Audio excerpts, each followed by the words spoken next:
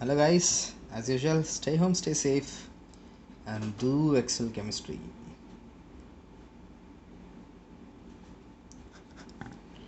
So today, as said, we are going to talk about a very important area, very important in fact, that is coagulation. Okay, so where have you seen coagulation? Or the term coagulation is very much familiar. In fact, only thing is you might not have been noticing that it is even coagulation, but you are familiar with that. First, let me write the definition. What is coagulation? It is defined as the precipitation of colloidal particles by adding an electrolyte is called coagulation. Okay, basically, before speaking about coagulation, I should have spoken about what is something called as aging. See, all of you might have used some cough syrups, okay, or in your homes there might be some any kind of syrup. Okay, if you have seen the syrup carefully, okay, if you have tilted and seen, no, you might have seen the very bottom there will be a very thick layer, and at the top it would be of a watery layer, right? In fact, if you have not seen, at least now see. Okay, that is allowed for a longer time. Okay, that is not disturbed for a longer time. Take that old syrup, if it is present in your home, take it out and just check through the glass how it looks. Okay, even if you have not, you might have seen written on it, shake well before use. Why?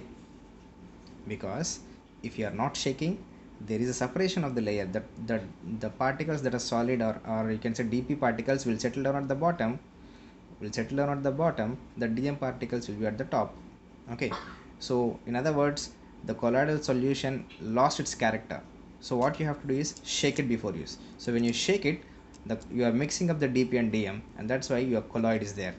Okay, so now what is aging? Aging means the spontaneous breaking up of a colloidal solution. Okay, I'll write that also. Spontaneous breaking up of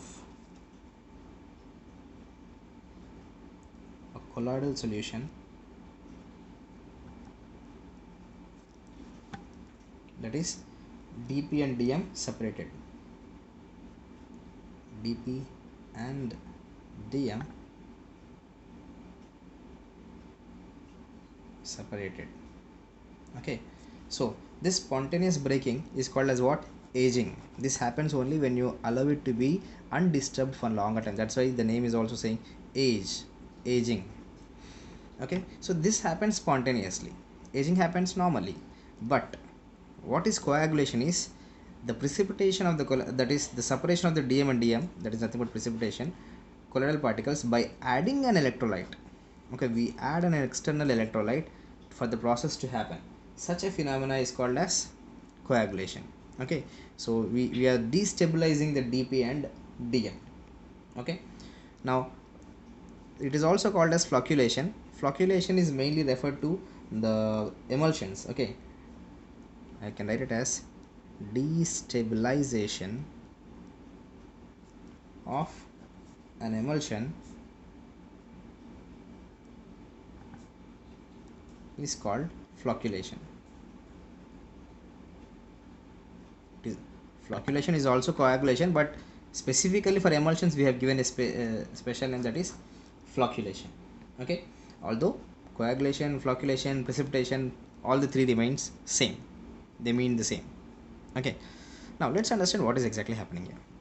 If you remember in the electrophoresis, what I have said, what is happening in the electrophoresis again? dp particles randomly dispersed, and we have two rods dipped in. One is cathode and other is anode. Okay, fine. So I was talking about AGI. Any colloid that you can take which is of charged. Okay, so now this AgI will move towards the positively charged rod, and after going there they have an interaction with them, they exchange the charge neutrality.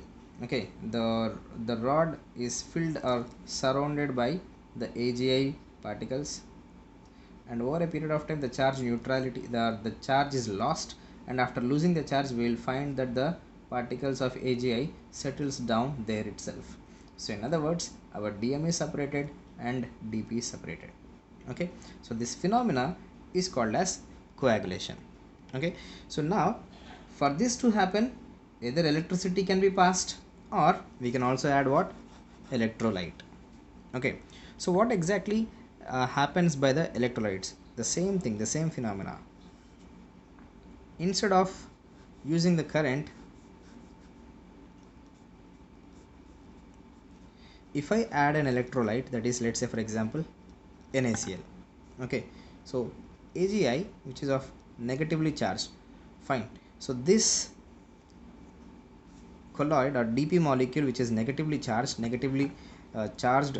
DP, in the presence of NaCl, when I drop NaCl, what happens, it breaks down as Na plus and Cl minus. Now this Na plus will neutralize the charge. Na plus will try to neutralize the charge on the colloid. Now when the charge on the colloid is lost, that means what, these particles is now no longer repelling by the oppositely charged, right?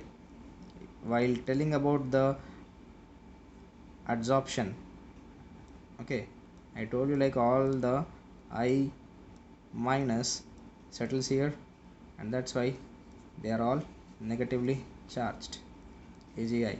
So we find that the adsorption of common ion effect, right? So I minus, so because of I minus and I minus, they repel each other. Now if this I minus charge is neutralized by an external electrolyte Na plus, then this charge is gone, this charge is gone. Now AgI and AgI will aggregate to form the precipitate or coagulation. Clear? So here the NaCl that we have used is called as our coagulating agent. Let me write what is happening here. Na plus, that is dissociated from the electrolyte,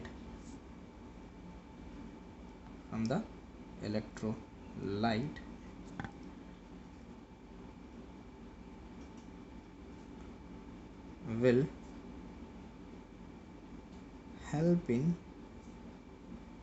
neutralizing the DP molecules, dispersed phase molecules. As a result,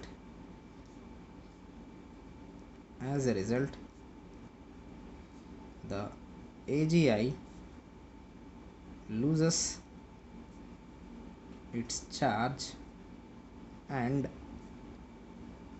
aggregate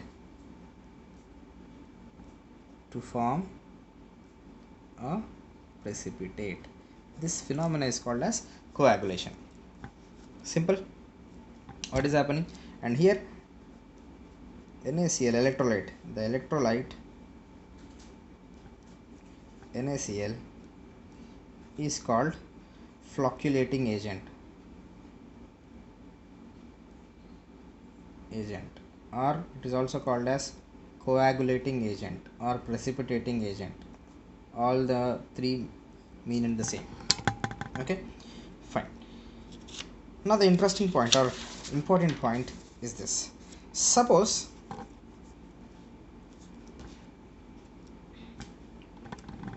let's say I have the AgI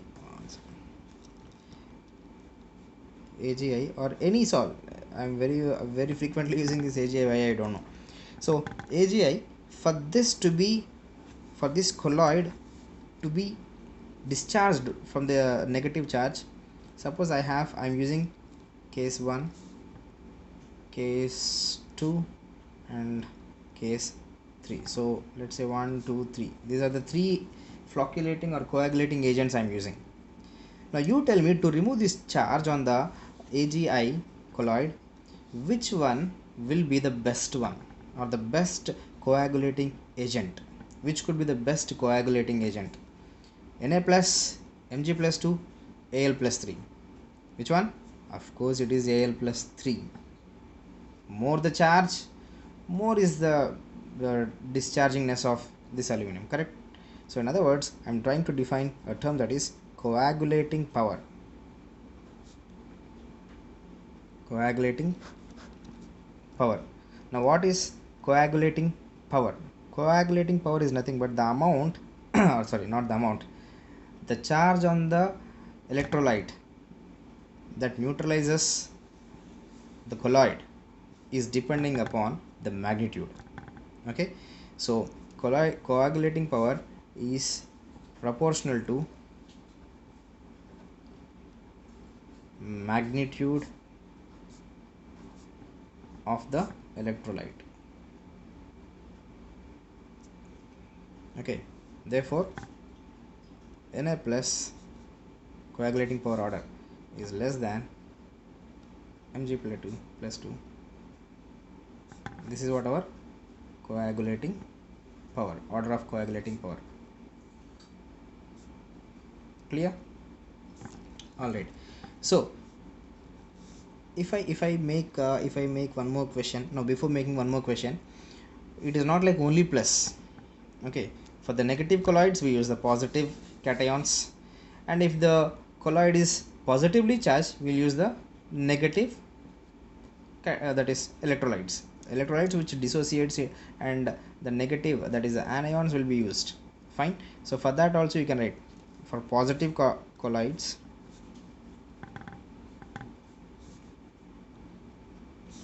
we use negative agents, and for negative colloids, negatively charged colloids, we use positive agents. So nothing big point in it, right? Now the order for the positive and the negative remains the same.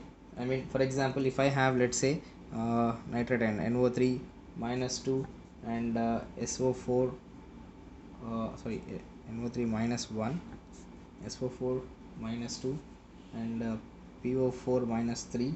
Suppose if this is what I have, what would be the order of? Of course remains the same, magnitude. It depends upon the what?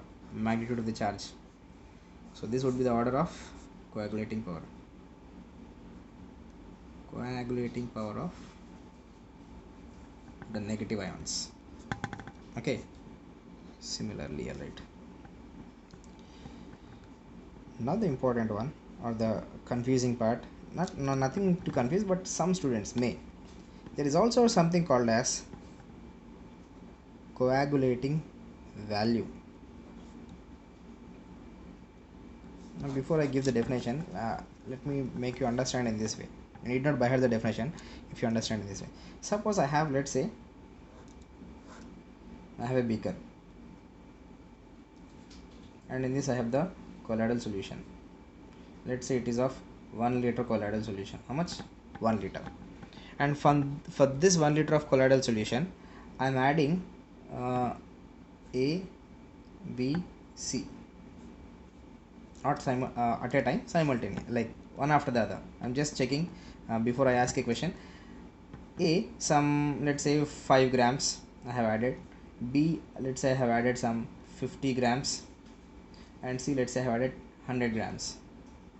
Okay, so for this 1 liter of the colloidal solution, after adding 5 grams, okay, or 50 grams, for the 1 liter to be coagulated, A substance requires only 5 grams.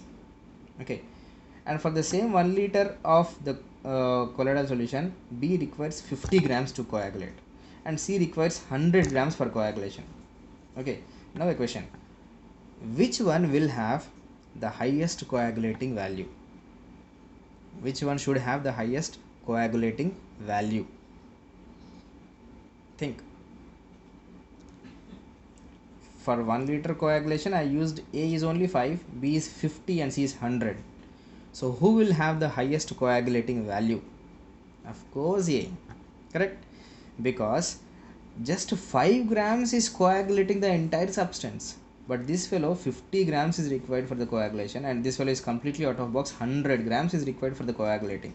So unless A should have highest coagulating value, just for 5 grams 1 liter is coagulating, so it will have highest coagulating value. Correct? Alright, now let's come to the definition part. What is coagulating value? The amount of in fact I have written grams, but it is not grams, it is millimoles. Okay,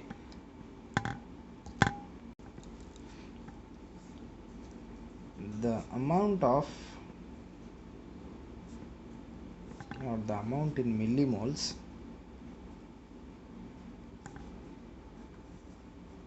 of electrolyte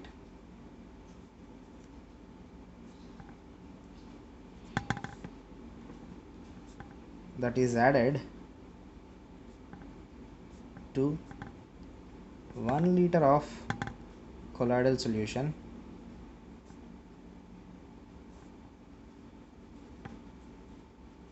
to coagulate it completely.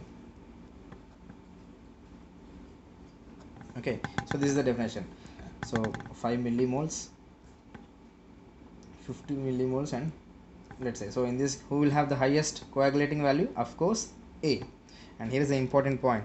Suppose I was asking about the same question, AGI. Okay, let's say I have 1 liter of AGI. For 1 liter of AGI, Na plus Mg plus 2 Al plus 3.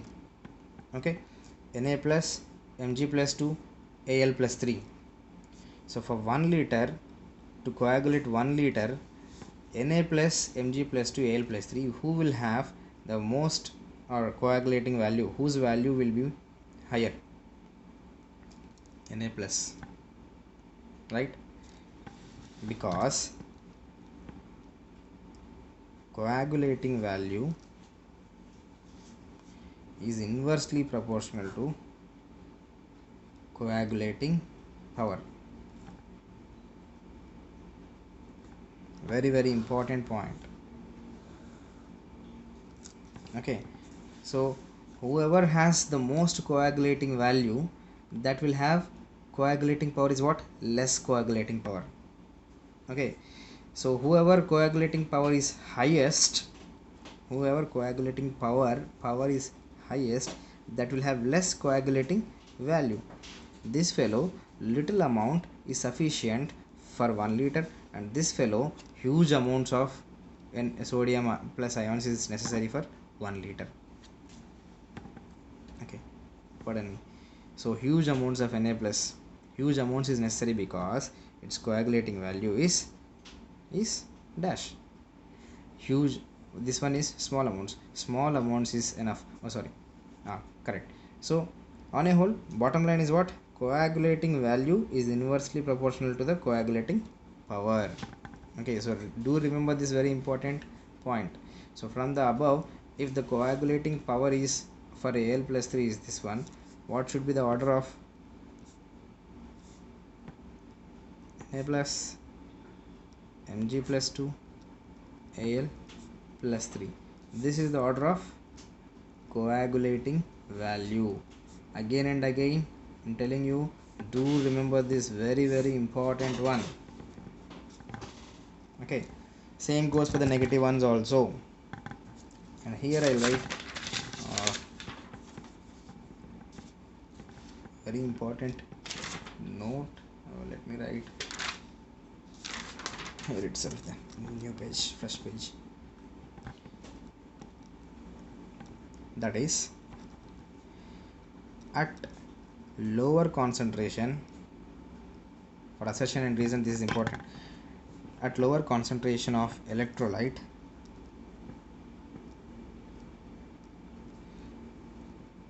coagulating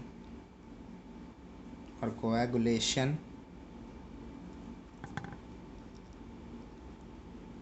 takes place earlier, or the coagulation takes place can be reversed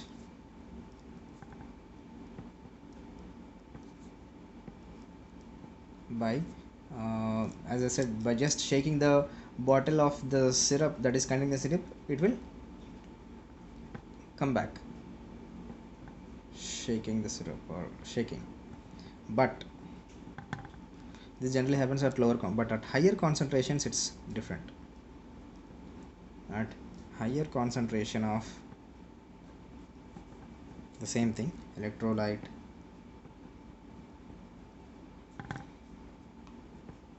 coagulation is irreversible. Okay, so why is that coagulation is irreversible? Because at higher concentration of electrolyte means what? The electrolyte particles have dissociated so much so that it is just surrounding the particles of the DP molecules, and they are not even allowing to revert back. Fine. So that's why I say at higher concentration of electrolyte, coagulation is irreversible. Once happened, done and dusted. But at lower concentration it can be reversed by just shaking it, or by agitating, or by continuous stirring it. You can reverse the coagulation. Alright, so this is a very important point. At higher concentration and lower assertion and reason could be asked from this area. Now, as I was talking about coagulating value, so coagulating value for different electrolytes, it is of different rate, right? So there is a relative coagulating power. So it is said like this: the coagulating, this is a scientist by name Hofmeister. According to Hofmeister, he has worked out various electrolytes and checked out the coagulating power and coagulating values of that, and he has just maintained a series which is called as Hofmeister series, okay, or Lyotropic series. The experimented, let me say it as the experimented order of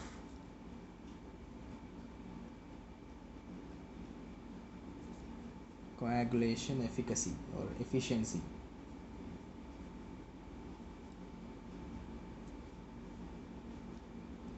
For negative,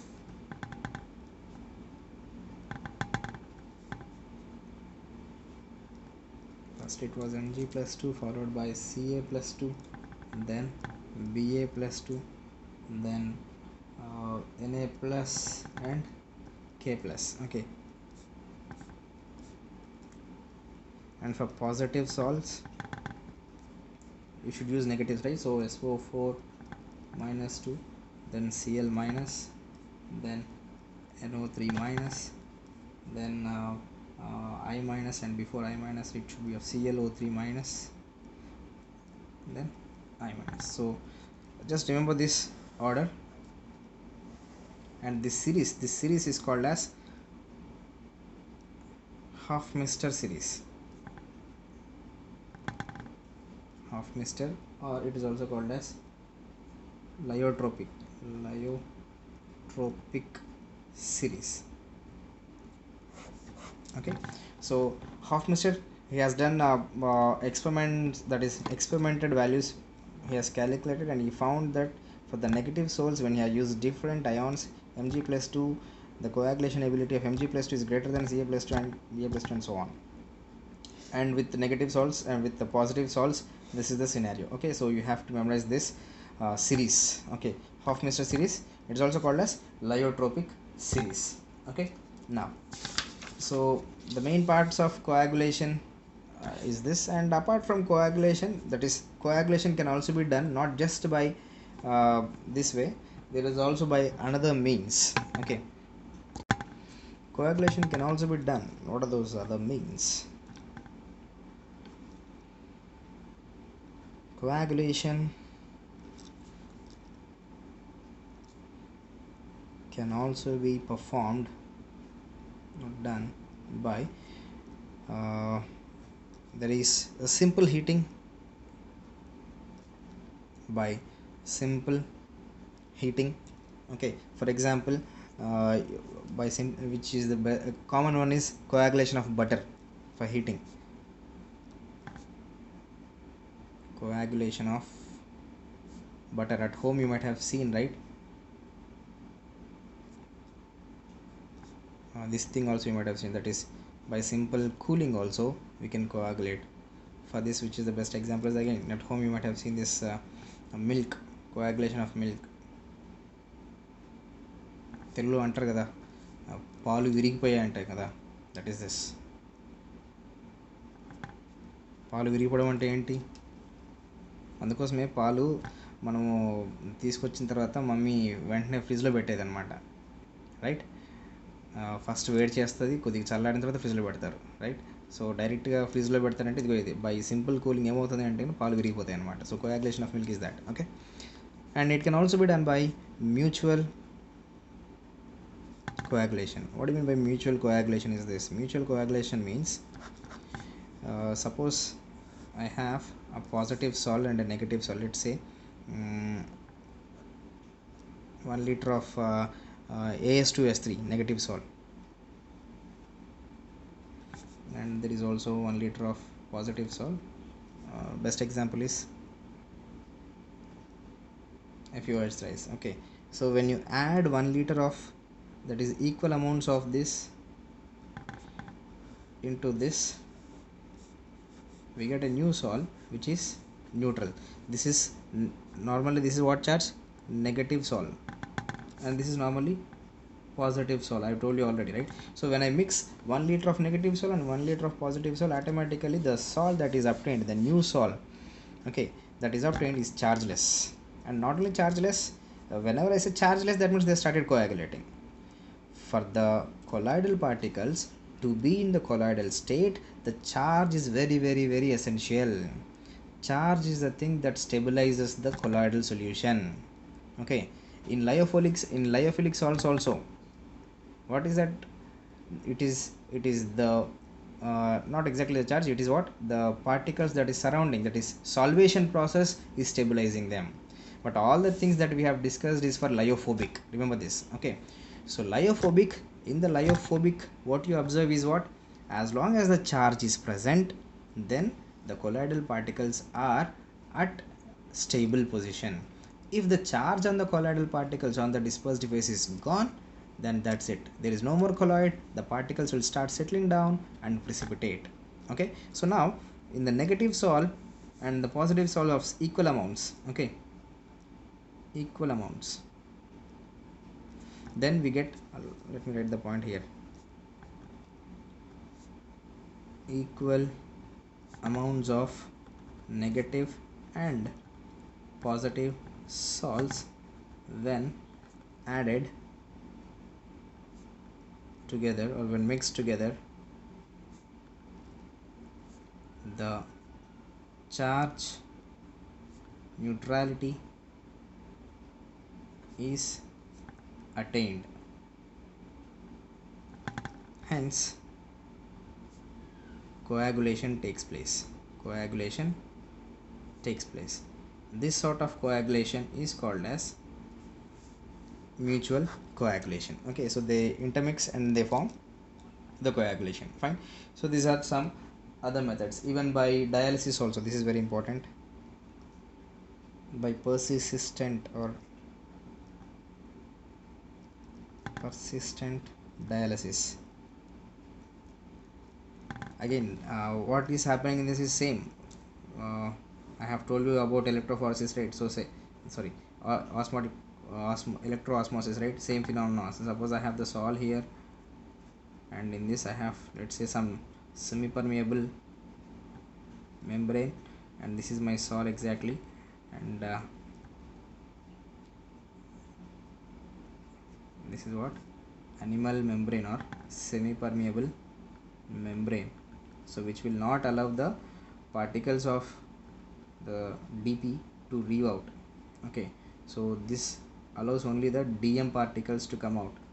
So this phenomena is nothing but our same phenomena of dialysis, okay. So osmosis uh, is the same thing that we have studied earlier. Electroosmosis, in the presence of electricity you find it, but persistent dialysis also of same thing. So what happens is, the particles that are there, the charged particles that are there is left over, and the other particle, that is DM particles, comes out. So in the semi-permeable membrane, the bag of semi-permeable membrane contains only the DP molecules, right? So DP particles together they keep on aggregating and they settle down as coagulating or precipitate. Fine. So this is also, you can say, like persistent. The same phenomena happens in the dialysis also. Those who have some that kidney failure and all, no, they undergo the dialysis, same phenomena. Okay. So these are the various methods to coagulate a substance. All right. Suppose if you want coagulation, this is the things. Suppose if you don't want coagulation to happen, then we have to protect it. We have to protect the charge. If the charge is cut off, precipitation, coagulation. If the charge is maintained, then no coagulation. Yes or no? So we have to protect the layer. Okay. So before we protect it, let's find out, write the uses also, or where do we observe this. Okay. Applications of coagulation. One second, I was telling about the coagulating value, right?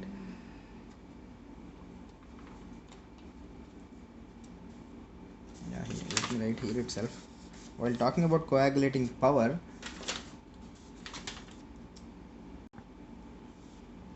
okay, so coagulating value, this implies one important relation. In fact, you know it already, but let me point it. Coagulating power of electrolyte 1 with respect to coagulating power of electrolyte 2 is equals to coagulating value of electrolyte 2 by coagulating value of electrolyte 1. This relation is very important if asked. Okay, if asked in terms of numericals, no, they may ask from this area also. They'll give you some that is from two electrolytes, and its coagulating power and coagulating value could be there, and one is not given, and you must be able to identify, and this expression will help you out. Okay, so just remember this. From here itself you understood like how it is gone. CV is inversely proportional to coagulating power, correct? So now let's see the applications of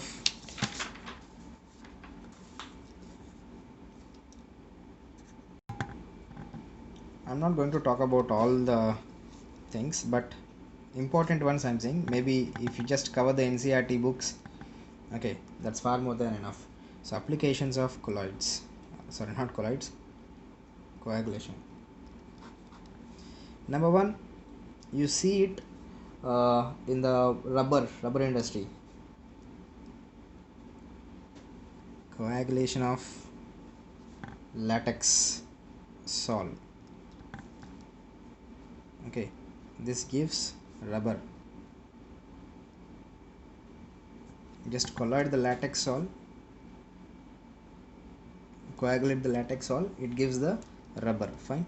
And there is another example which is very much common, which I have already said, that is removal of carbon.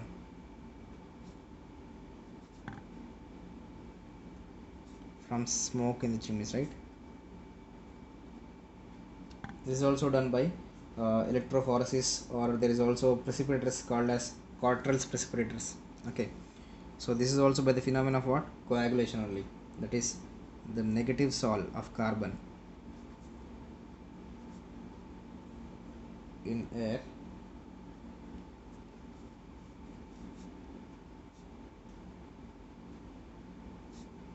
is made on the basis of coagulation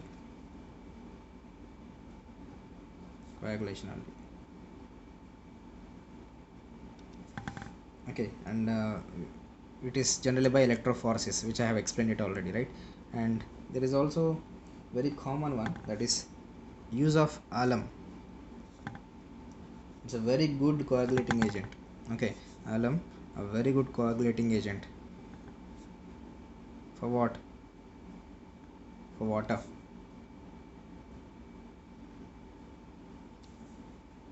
That is purify the impure water.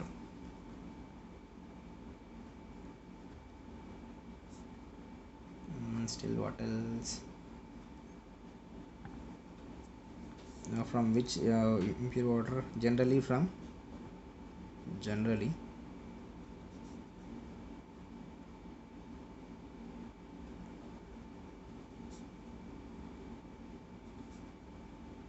clay particles. Okay, and still, yeah, delta, formation of delta. I'll talk about it in another example. Suppose, yeah, this thing is important. When you have a cut, or when there is wound on your skin, okay, you can just add on that FeCl3 or alum, the same thing. Okay, alum or FeCl3 on applying on the cut or on the wound stops the bleeding. This is also same, because like blood is what, it's a positive salt, and FeCl3 is what, blood is, I have told you, no, the blood is negatively charged, I'm sorry. So blood is negatively charged, and FeCl3 generally it is of positive charge. So these positively charged particles will try to coagulate and stop the bleeding. Okay, here you can write, since blood is negative charged salt. Hey, blood is not negative, I think. One second, did I say it on negative or positive? Yeah, blood is not negative, it's positive chloride salt. Okay, in case if I have said I forgot actually, but it should be a positive chloride salt. Okay, if I have said it in the negative, please correct it. Okay, so these are the various some applications that you can see, and one more application, that in the formation,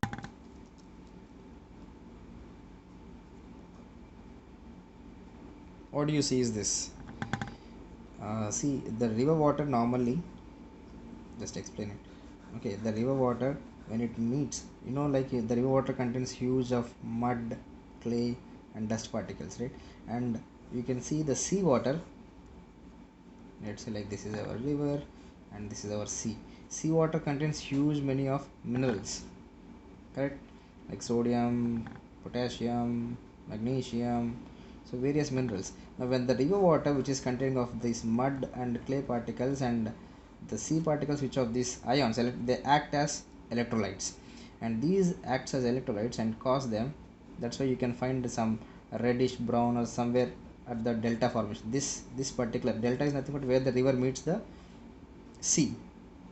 So at the delta formation, the impurities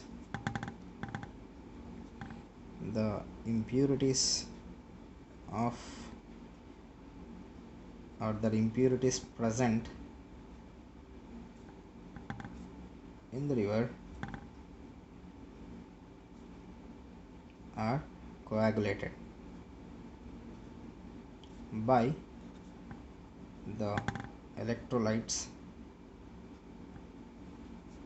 of seawater.